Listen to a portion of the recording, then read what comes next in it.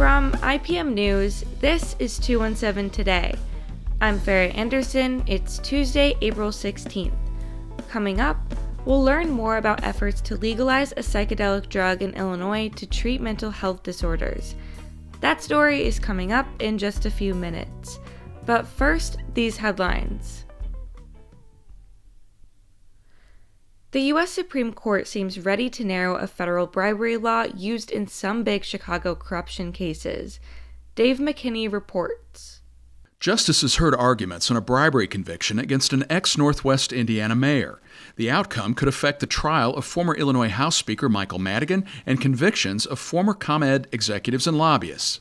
Prosecutors in each case used the same federal bribery law that Justice Brett Kavanaugh now says could wrongly criminalize innocent gift-giving to public officials. What is innocuous and what is not? And just as important, how is the official supposed to know ahead of time, oh, the $100 gift certificate's okay, but the larger one's not? 5 of 9 counts in the ComEd case and 7 of the 23 counts against Madigan involve the law in question. This is Dave McKinney.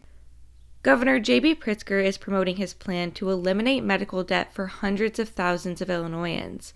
Alex Degman has more. Pritzker wants to partner with a national nonprofit called Undo Medical Debt. It buys portfolios of debt at a fraction of their value, focusing on people who earn up to 4 times the federal poverty level. Pritzker says his $10 million proposal could eliminate roughly $1 billion worth of medical debt, relieving more than 300,000 Illinoisans. It's preventing individuals and families from attaining financial stability. And research shows it's also having day-to-day impacts for all the affected individuals, like emotional distress and difficulty meeting basic needs. A similar program specific to Cook County has eliminated nearly $350 million in medical debt so far. I'm Alex Degman. Urbana School District 116 is set to vote today on which elementary school will become fully dual language. IPM's Emily Hayes has more. After 2 years of debate, Urbana administrators and dual language teachers won approval in January to combine their bilingual programs under one roof. They say it will help overworked teachers rely on each other and create a better environment for the growing group of English learners. They plan to add the French program into the building too. Now the problem is where? In recent months, the board has whittled down the options to Yankee Ridge or Thomas Paine. Most students at either school would have to move elsewhere. Lydia Rude is a 4th grader at Yankee Ridge. She and several others from the school asked the board to pause and write a strategic plan before redistricting students. Instead of listening to students, parents, and people in the community, what you are doing is stressing out families, teachers, and other staff and tearing apart friendships. Urbana hired RSP and Associates to model the options and gather feedback. The company said many asked why the board couldn't place the dual language school at Wiley. Students have already been moved out for asbestos removal, and the district plans to renovate it into a 6th grade only school.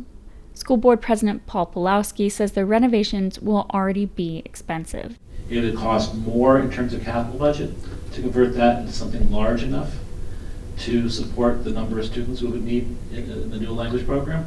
And it would add at least $1 million a year to our operating budget to operate 6 elementary schools again, which is something we just can't afford, in my opinion. The board is scheduled to vote tonight. Changes would take effect in the fall with the new school year. I'm Emily Hayes with IPM News. The Fighting Illini men's basketball team has had 3 commits from the transfer portal so far this offseason. Arizona guard Kylan Boswell, Louisville guard Trey White, and Mercer forward Jake Davis have all committed to play for the Illini in 2024. Illinois forward Dane Danger transferred to Memphis, and guard Sincere Harris entered the transfer portal yesterday. The Illini look to keep last season's momentum going after making the Elite Eight in the NCAA tournament. Still to come, we'll learn more about efforts to legalize a psychedelic drug in Illinois to treat mental health disorders. That story is next on 217 Today. From Masterpiece, the award-winning TV series Guilt returns to screens for its 3rd and final season. Unscrupulous lawyer Max McCall and his brother Jake face enemies old and new as they become increasingly desperate for solutions to their problems. This Scottish series is dark and funny and sure to captivate thriller fans. Friends of WILL can stream all 3 seasons now with Passport. Find out how you can get early access to shows like this by visiting will.illinois.edu/passport. This is 217 Today. I'm Farrah Anderson. Psilocybin is a psychedelic compound that has shown promise for treating certain mental health conditions. Illinois Student Newsroom's Alyssa Eaton reports one Illinois lawmaker is working to legalize the drug for supervised adult use. Justin Wigg says he had a taste for adventure as a teen. He joined the Marine Corps after graduating from high school. At the time, the U.S. was at war with Iraq. Wigg was deployed there twice. I knew what I signed up for, but then the reality of being sent over to go fight a war is a different thing. When he got back, he struggled. All of his friends had college stories, but he had war stories. And was kind of thrown into the chaos of what we call civilian life, the real world. And, there's a lot of safety nets that the military provides you that, all of a sudden you've got to figure that stuff out on your own. He was never formally diagnosed with PTSD, but Wigg, who lives in Lombard, says he suffers from depression and a short temper. He tried antidepressants, but they didn't help. He says he had some success with cannabis, and that made him curious about other plant-based medicines. He decided to travel to Peru for an ayahuasca retreat, where participants consume psychedelic brews.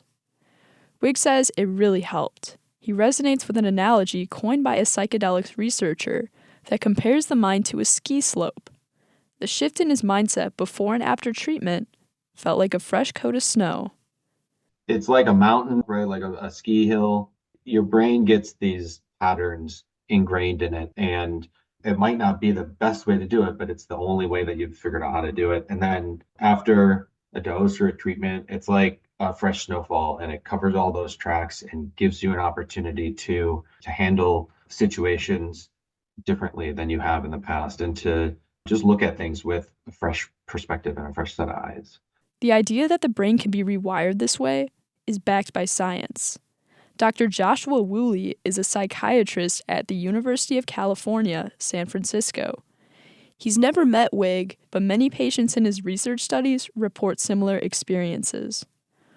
Woolley studies the effects of psilocybin coupled with psychotherapy for the treatment of depression. He says there's still a lot we don't know, but the research is promising. The hypothesis is that psilocybin increases the plasticity of the brain, meaning people can start to feel unstuck from their former ways of thinking, and the effects can be long-lasting. People can get huge improvements in their mental health. We and others have shown big improvements in depression, for example.